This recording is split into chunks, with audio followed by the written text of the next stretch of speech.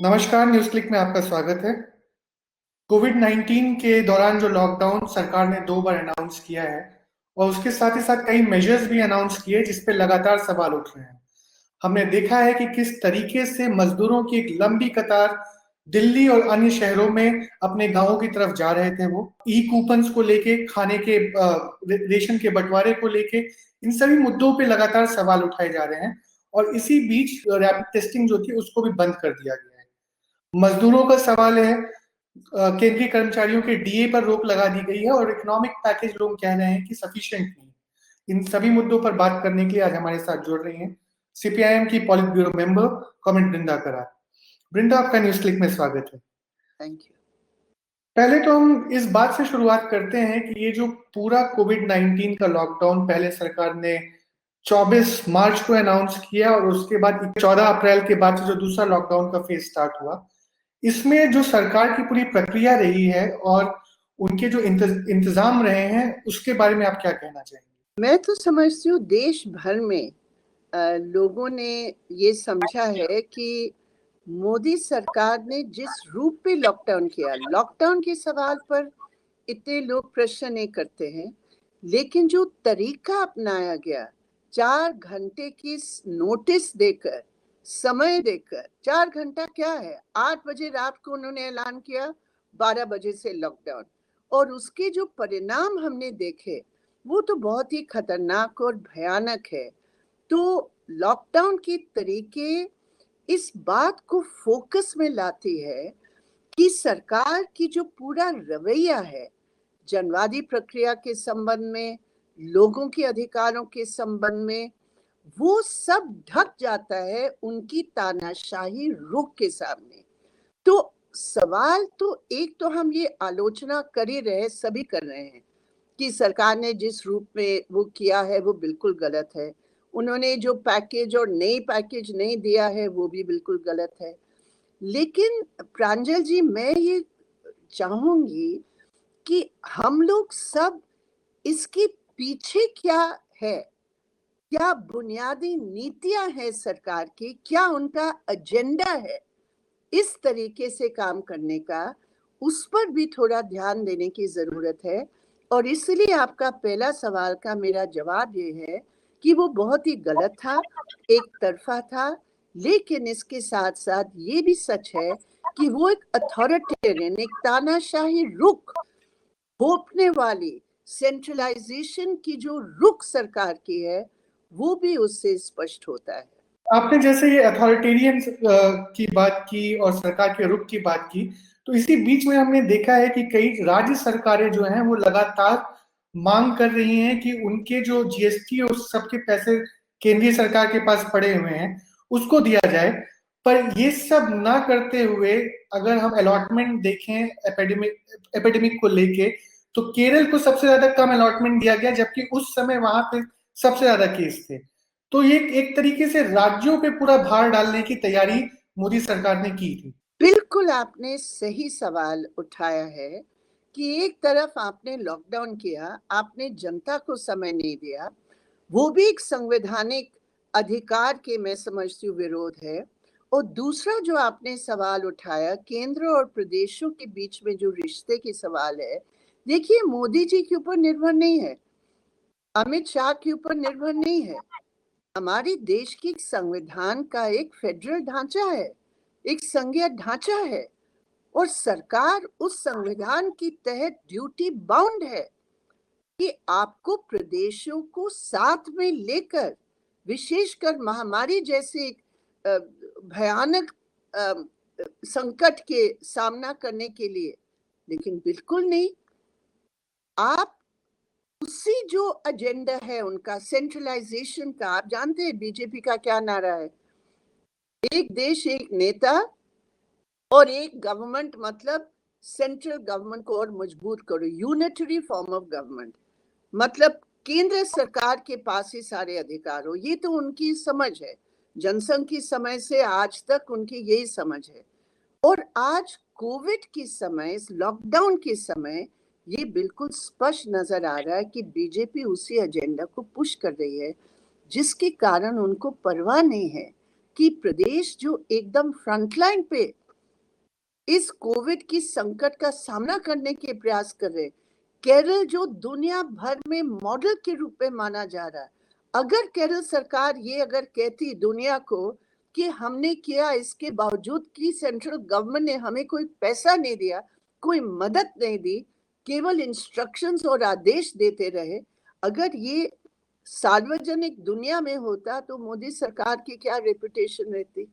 एक तरफ तो ये है, पर दूसरा सवाल ये भी है कि प्रधानमंत्री मोदी खुद तो चीफ मिनिस्टर्स के साथ लगातार वीडियो कॉन्फ्रेंसेस कर रहे हैं, पर जहां तक इसमें पैकेजेस की बात हो, इकोनॉमिक स्टेप्स की बात हो, फाइनेंस मिनिस्टर ने कोई बातचीत नहीं की है बाकी स्टेट के फाइनेंस मिनिस्टर्स के साथ कि इस दौरान जब पूरे देश में लॉकडाउन है, मैन्युफैक्चरिंग, कंस्ट्रक्शन सब कुछ ठप पड़ा हुआ है, तो वर्कर्स का क्या होगा, एक ये बड़ा सवाल है। बहुत बड़ा सवाल है। और आप देखिए इनकी क्या समझ है।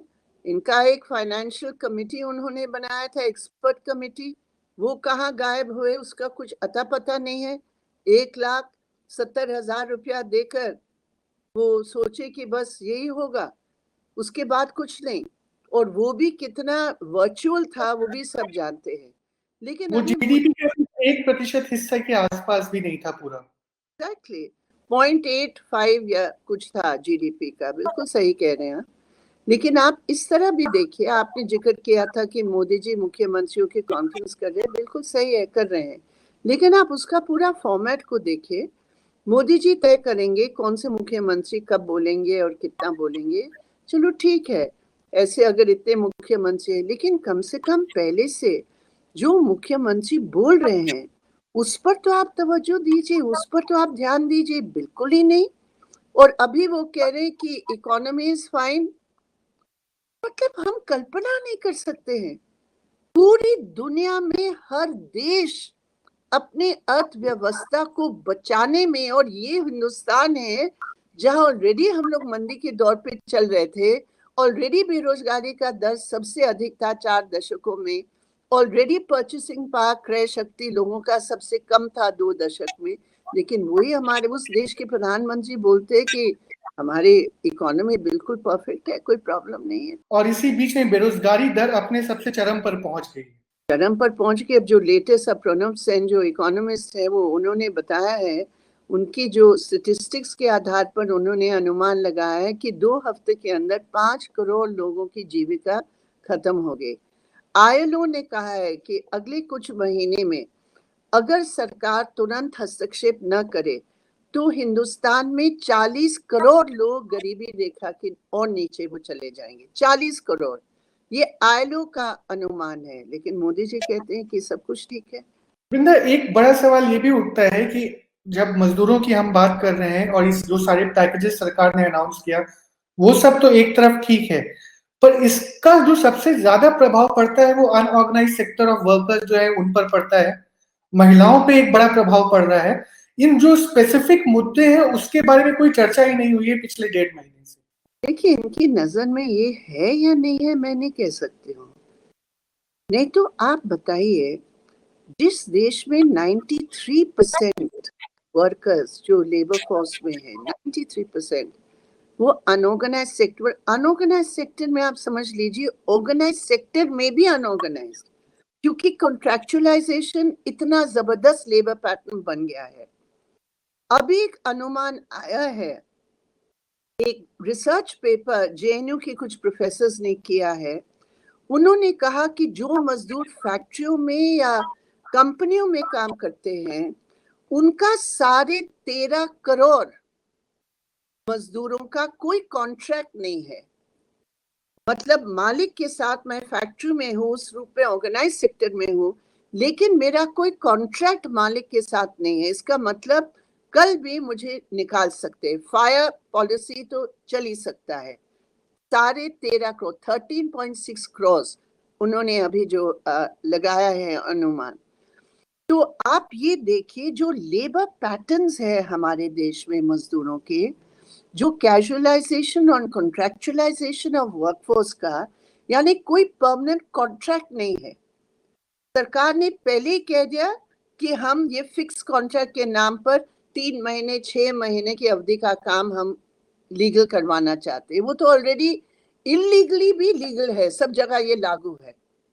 तो उनका क्या है? तो अनऑर्गेनाइज सेक्टर जो आपने जिक्र किया, ऑर्गेनाइज सेक्टर के अंदर भी जिन मजदूरों का कोई कॉन्ट्रैक्ट नहीं है, उनका वेतन, उनका सैलरी कौन देगा?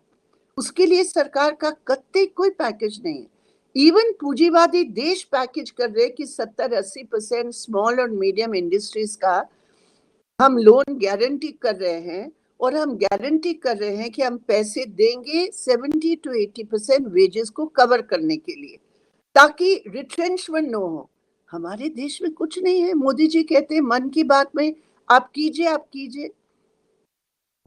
तो इसका मतलब ये है कि देश की मजदूर जो धन पैदा करते हैं, अनऑर्गेनाइज सेक्टर हो या ऑर्गेनाइज सेक्टर, वो सरकार की प्रायोरिटी एजेंडा पर है ही नहीं। तो अगर ये एजेंडे पर नहीं है तो जैसा कि लोग कह रहे हैं, एजेंडे पर है क्या फिर? क्योंकि एक तरफ अगर हम दूसरी तरफ देखें तो भाजपा के कई नेता लगातार कम्युनल स्टेटमेंट्स बना रहे हैं और एक स्पेसिफिक कम्युनिटी को टारगेट करने की लगातार कोशिश की जा रही है। देखिए, आपने एक बहुत अच्छा सवाल किया प्रांजल कि इनका एजेंडा क्या है। मैंने सारी नीतियों का स्टडी सब कुछ करने के मैं ये कंक्लूजन पर पहुंची हूँ कि एक्चुअली ये सरकार एक प्लान तरीके से उनकी और उनकी पार्टी की, रूलिंग पार्टी की जो भी एजेंडा है, मैंने आपको सेंट्रलाइजेशन का एजेंडा का जिक्र किया, उसको वो पुश कर रहे हैं। इकोनॉमी में ये सिर्फ हम नहीं कहते हैं कि ये मजदूरों की परवाह नहीं करते इसलिए इतने करोड़ है, नहीं, ये न्यू लिबरल रिफॉर्म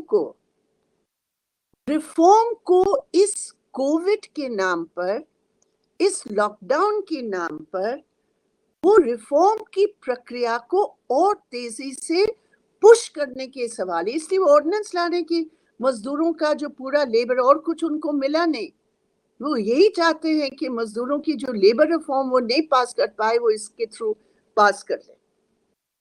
तो सेंट्रलाइजेशन, न्यू लिबरल रिफॉर्म और पॉलिटिकल क्षेत्र में, जैसे आपने कहा कि उनकी विफलता को वो कैसे छिपाए, वो कैसे डाइवर्ट करे, वो कैसे लोगों को विभाजित करे, उसके लिए उन्होंने ये नीति अपनाया है। अब आप बताइए, एमएलए यूपी का बयान देता है मुस्लिम वेंडर्स के खिलाफ, पूरा सार्वजनिक है, पब्लिक डोमेन में वीडियो घूम रहा है, वो डिफेंड करता है। बीजेपी का प्रेसिडेंट नोटिस देता है, 2 हफ्ते के अंदर आप जवाब दीजिए, 1 महीने के अंदर आप जवाब दीजिए। तो मजाक है। आप सबके खिलाफ, जो भी आपके खिलाफ बोलते हैं उनके खिलाफ तो आप सोशल मीडिया हो या बयान हो, या आप तुरंत केस लगाकर उनको गिरफ्तार कर रहे हैं, और ये जो जहर फैला रहे हैं, क्यों? आपने ये केसेस की बात की, इसी बीच में हमने देखा कि दिल्ली में भी लगातार दिल्ली वायलेंस से जुड़े हुए कई लोगों को पूछताछ के लिए बुलाया गया है, कुछ अरेस्ट भी हुए हैं। तो दिल्ली में भी लगातार पैरेलली ये चल रहा है और उसी बीच में आनंद तेलतुंबडे, गौतम नवलखा जैसे एक्टिविस्ट को भी जेल भेजा गया है। जो इतना सुप्रीम कोर्ट के बारे में हम क्या बोल सकते हैं?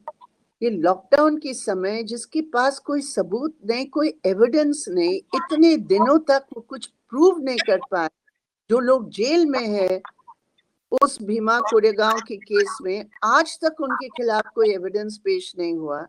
लेकिन यूएपीए की वो ड्रैकोनियन क्लॉजेस को, जो इतने खतरनाक है कि कोई बेल नहीं कर सकता है, आपको ही प्रूव करना पड़ेगा कि आप दोषी नहीं, इस टाइप के कानून को उन्होंने इस्तेमाल करके बंद किया हुआ है। और अभी दिल्ली के अंदर इन्होंने क्या किया है ये भी समझना बहुत जरूरी है। जो एंटी सीए प्रोटेस्ट दिल्ली के अंदर और पूरे देश भर में रहे हैं, अभी अमित शाह जी के नेतृत्व में ये पूरे तौर पर उनका प्रयास है कि एंटी सीए प्रोटेस्ट की लीडर्स को किसी भी तरह झूठ बोलकर, मैन्युफैक्चर करके वो दिल्ली के सांप्रदायिक हिंसा के साथ जोड़ ले, ताकि जो बीजेपी उनकी नेताओं की उनकी नफरत वाली भाषण देने की जो जिम्मेदारी है उस वायलेंस के लिए, वो पूरे तौर पर उसको छिपा दे, और पुलिस का भी जो उसमें रोल था वो पूरे तौर पर छिपा दे।